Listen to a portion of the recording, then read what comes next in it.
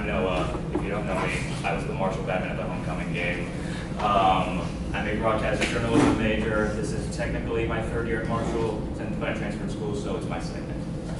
Well, I'm CJ, also known as Twiggy Trap. I'm a sports journalism major. I also read music.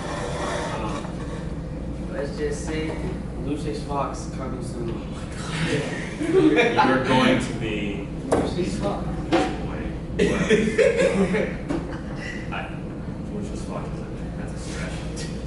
I was saying, what's the I'm Jack. Funny enough, I am not a journalism major. I'm actually a geology major. And this is one of the things I've wanted to do for a while now is actually get into making film and being a part of film. So being able to work on this really became a dream. I'm Bailey. I'm a multimedia journalism major. I helped film part of this. Oh, sweet. Oh yeah, I forgot to mention camera operator. Me producer. And Bailey was the director of photography. Okay. Yeah, that's the idea. So, I am terrible at this. Oh my god. I will hold yeah, I know you. I know you would hold straight on any chance you get. Believe me. Okay. Please stay. All right. That's why I should have brought stands or just anything else. But it's so funny. So the way this whole project started, this was originally a JMC 102 project for Chris Wendell's class. I love the man. He's actually also my advisor. And we were tasked with making like a media toolkit, little video project for one of our assignments. I, being the film buff that I am, decided to just go all out with it. And a few weeks before, last conference I did was for the autism school at Old Main. And we had a live stream conference they were asking us like what it's like for you with ASD and like how, you know, you've been able to like combat that while being a full-time student, especially away from home. We were paid for that conference, me and 4 other students. It was very nice. And they paid us $300 a few weeks later. And then I immediately just bought the suit as soon as it was over. I bought the suit, and because I already had an idea of what I wanted to do. My mom, who's back there, was like, "You're gonna get the cheapest one. You're not gonna spend like a bunch of money." And I was like, "Mom, I'm going all out with this. I'm gonna do what I can for it." But I wanted to explore an idea or a side of Batman that we don't usually see very often, and that's really more isolation, and that's kind of more just, you know, what it's like for him after the events of, you know, the first movie. It also takes place somewhat during the Penguin, and basically get an idea of, you know, how he's viewed by outsiders as this really big brother type of presence with everyone. And knowing that it's really because of Gordon, who's now been appointed commissioner, you know, because the last commissioner died by Riddler. He really starts to get like a second perspective and maybe reinforce his beliefs on how he should be hope instead of vengeance, and why he should start to, you know, essentially change for the better, because what he's doing right now isn't working, and it's only been inspiring more fear, and that's kind of what I wanted to explore, you know, with this fan film. So we filmed it, I can think around, it was the day after the homecoming game. Yeah. Yeah, it was the day after the homecoming game. I called Bailey, I was like, "Hey, we got this due in a few weeks, do you want to help me shoot?" So she said she was down, and we went just around locally, just to like film some like, you know, real locations. For the Batcave scene, we actually went to the rugby house where these guys live, because there's a basement, and it has like a winding staircase downstairs. It actually looks like a Batcave, and it's actually really convenient. And then one of the scenes were shot in my room. Yeah, I will never forget that. Yes. That took like what, maybe 30 minutes. That took 45 minutes total. because we were trying to figure out. There was a lot of like messing around in my room too because I needed to organize and like put stuff away and like try to have stuff away from where you couldn't see it. Yeah. So thankfully I hope. Did you edit that out? I believe. Oh yeah. Okay. No, Because before I was sitting there and like as I'm recording it, because there's a shot where he's going through certain things on the computer and all like I have Funko Pops in the background and I'm like, oh my god, this is gonna There's look my so narration. bad. So I had to turn off all the lights in my room, Yeah. make it as dark as possible, make it look like a Yeah. bat cave, and I mean it came I out think good. It came out really good. I was I really think proud it of worked it. out either way. It's just like, that was what was so funny just about the initial movie in the first place when we watched it the first time. And my dad complained, you literally just close your eyes and have like maybe one light on in the background or some sort of light. That's Gotham City. Just wait till we watch the parking garage scene. Yeah, the parking garage. Yeah. My Oh. hands about. Yeah. Oh my god. Okay, yeah, let's talk about that. So That very- day was I so feel brutal. terrible. cold. Brutal. I feel terrible for that as well. I was That wearing, I kid you not, probably about 3 layers. I was wearing a thermal, a long sleeve shirt, and then I was wearing my grandfather's Navy coat that day, and I was also wearing thermals and a pair of jeans, and You had gloves. I had leather gloves and boots. I could still feel that air, and it was. Ice doesn't even describe how cold it was. Yeah, Like that was my fault. it's literally the best way to put it. It almost felt like someone just dropped you into an ice cream machine.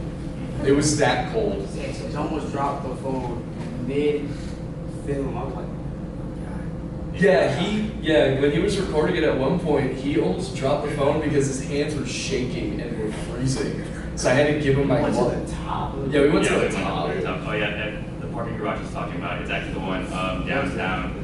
Yeah, Delta. And I didn't realize it was private, so they literally gave us access just for about 35 minutes just to film there. We just walked to the very top, got some good shots, and he couldn't be here today, but that's different. She's calling it again.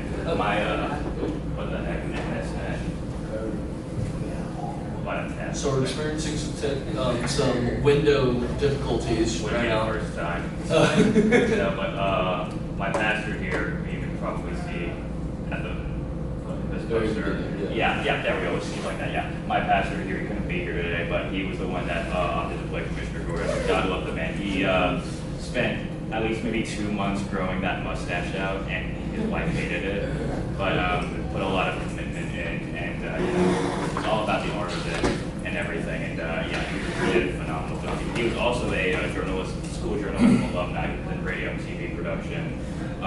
So he is right now recording an album for our church. We do a cappella, for instance, stuff like that. And that's what he's doing right now. He's recording like basses, altos, tenors, and sopranos on different days. But he was a committer, honestly, and he was great. And the poster I was kind of going for here was actually kind of loosely inspired by Seven, just the whole noir aspect of it all, and also just the static in the background. Kind of like what I wanted to do was kind of like hit some of the static TV, because that's what the whole point of it is, from a journalistic point of view, and also just the media, because I mean, I'm sure we're all aware of what's going on right now, and the biggest thing, this was actually a shot that Bailey took, and she didn't even realize it. This was my original thumbnail. What's going on with the media, how they're choosing to make certain events in our country, whether it's Fox, CNN, or MSNBC. You all just kind of like get lost in it, just kind of wrapped up in everything that's going on. And it becomes pretty, honestly, it becomes draining, and that's kind of what Bruce starts to experience while he's just going through, just going through everything. the war behind this picture. Okay. The war behind this picture. So, this was a deleted shot I wanted Jack here to get, but basically, You scared us all. Yeah. It's what happened. There's no. Just jump off. So we were talking about it, and in this shot, he was pretty much like telling us how he wanted it to be, and I was like, he's gonna get up on the ledge, he's gonna jump off, but we're not gonna actually shoot that. I'm like, well, no kidding, because we don't have any gear for that whatsoever. So he literally, out of nowhere, I'm like getting ready, like I say action, and we're filming it, and he puts his foot up on the ledge, and immediately, like, he's about to get his, I'm like, wait. And I'm stressing out. He's like, I'm not gonna actually go. I'm like, I know, but there's so much ice on there. I don't even want that happening. It's like, I'm going to jump off of the ledge, and my pastor, like, Gordy was the first one, said, no! They all did too. It was funny. Gosh. But I just decided, you know, where am I gonna put this in? But I just thought, you know, this will make a cool action shot, so I just kept it in there. This was my favorite shot towards the end of the film. Bailey took this one, right? I really feel like it's, you know, goes back with Reaper's kind of question, what's black and blue and dead all over. I want to get the color scheme there just right. That's why the majority of the film has like green textures, green filters, because it's obviously symbolic for Marshall, but also like it was kind of Riddler's mark on the city. I feel like just, you know, post-flood, post-killing and all of that, and that's just something I really like. Also, I just thought we picked a rainy day to film, which is ironic because like the day on the homecoming game, it was burning up, if you remember. Oh yeah, no, that for whatever reason that day, that homecoming game was sweltering heat. Like we were all dressed for like fall weather and like kind of colder weather, and then all of a sudden mid-game it was like someone turned on the sauna. Literally. It was like, I remember me and some of my buddies, we ended up like, we were sweating so bad we had to take off our shirts at the stadium. He got on the Jumbotron for it? Yeah, we got on the Jumbotron for it, looking so disgruntled and confused at them getting another touchdown. But not our team, them. But yeah, what was it, JMU? Actually, no, I think it was Texas State.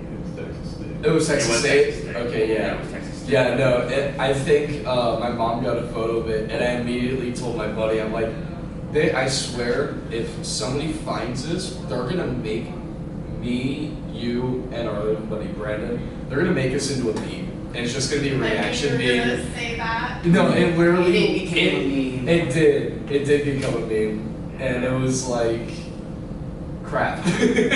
Now I'm all over the internet for a meme where I look so confused. Literally famous for the wrong damn reasons. And then the day after, it was just cold, rainy, it was wet, and I was like, this is a perfect example of climate change. How this is apparent, and how we should all wake up and realize this is not a hoax. But that's a different discussion. But this was our new opening shot. This is the parking garage they were talking about. I really like this shot here because like it gets a view of just the city overall. And I don't even know if you picked up on this, but I wanted to get Old Main in the shot here because it actually is in the shape of a bat if you look at it closely. Oh, yeah.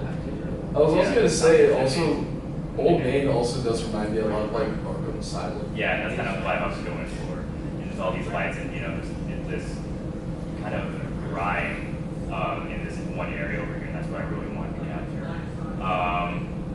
That was my trench coat that he's wearing. I feel like I should have gotten a more thick one because that one wasn't very, you know, was very fuzzy. But these were all regular sweaters that, if you remember in the past film, this one was for the mayor, this one was for this one was for the commissioner at the time, this one was his confession letter, this one was his answer to the DA's chest. So I bought a pair of letters just at CVS, and I just like started writing all of them, and then actually on Halloween 2024 campus thing, I gave some of these out to people to solve, put like random cards in it and everything, just gave them riddles to solve. I thought it was cool. But yeah, had a lot of fun doing this. And we just go ahead and start it. Would one of y'all care to hit the lights?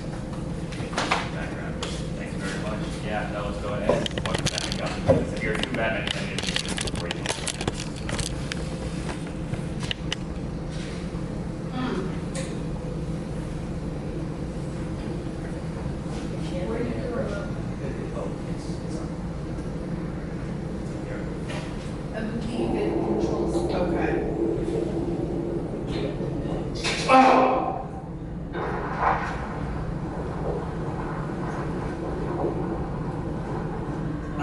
make sure the streets were stable, as much as they can be. Floods you see. Power spotty. Half the city's scared, the other half's angry. And every news network, well, they want someone to blame. Half of them are calling you a vigilante, who created a bigger mess. The other half, trying to make you the face of Gotham's recovery. They don't know whether to fear you or brand you as a hero. They'll blame you for trusting me. It wouldn't be the first time. Look, man, what you did out there, saving those people in the stadium, it really changed things. Maybe not enough, but something. You don't have to thank me. I know. Look, the city needs more than just fear now. It needs hope. You ready for that? Hope isn't a symbol. It's work. Point me to where it's needed. We start with the ones trying to exploit the chaos. New gangs, moving in. Some of the old ones trying to resurface. Looks like your dance cards full. It always is. Hey, you still gonna be around after all this?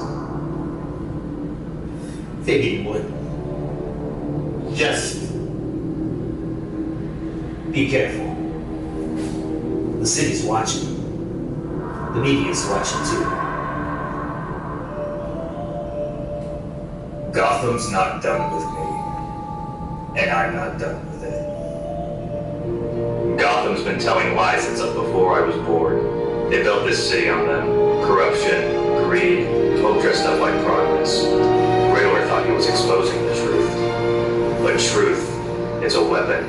In the wrong hands, it doesn't free people, it breaks them. I used to think justice was about fear, but now I see it's about who controls the story.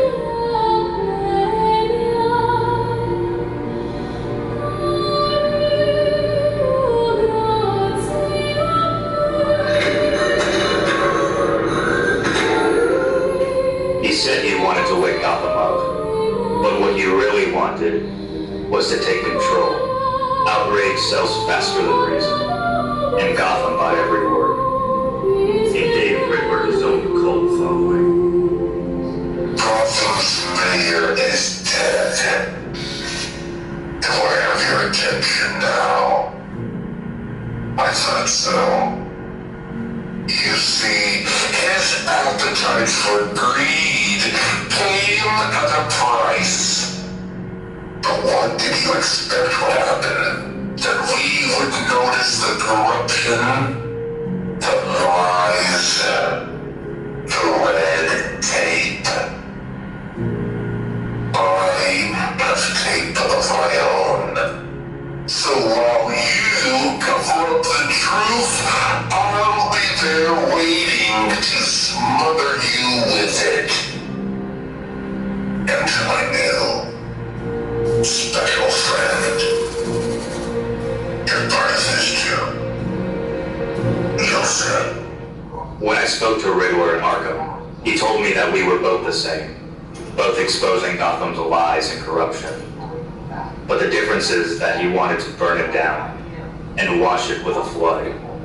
I wanted to rebuild it.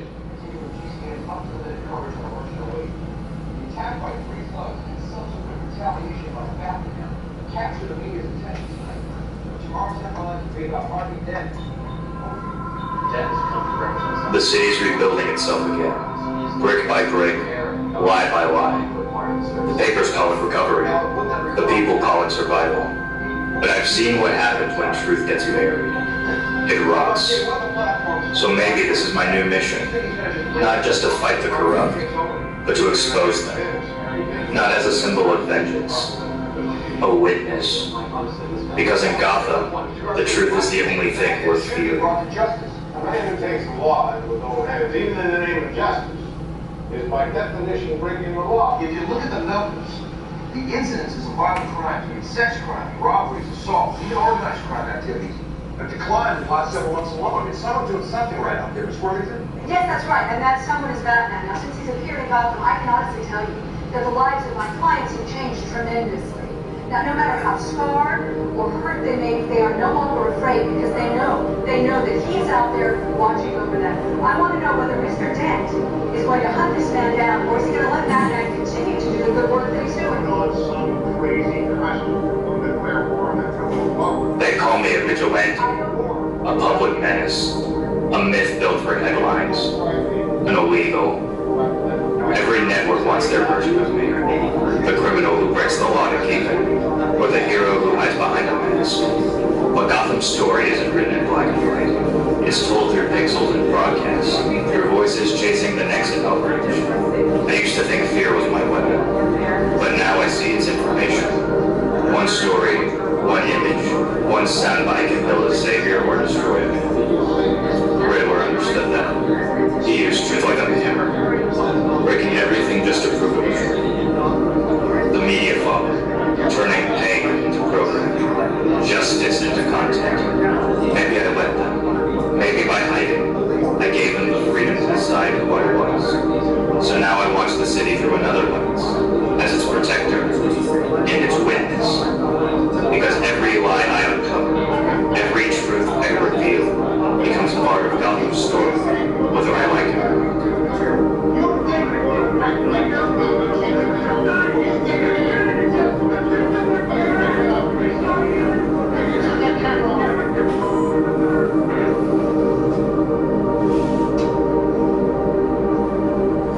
The news talks about me, in the papers, on the screens. Some call me Hope, others call me a monster. Maybe they're both right. I never meant to inspire anyone, and just wanted them scared. But fear spreads, even to me. I used to think that vengeance would honor my parents, but vengeance doesn't heal anything. I'm trying to be more than anger now. I want to build instead of destroy. My parents taught me that the world doesn't end because it's broken. It ends when we stop trying to fix it. Maybe that's what hope really is.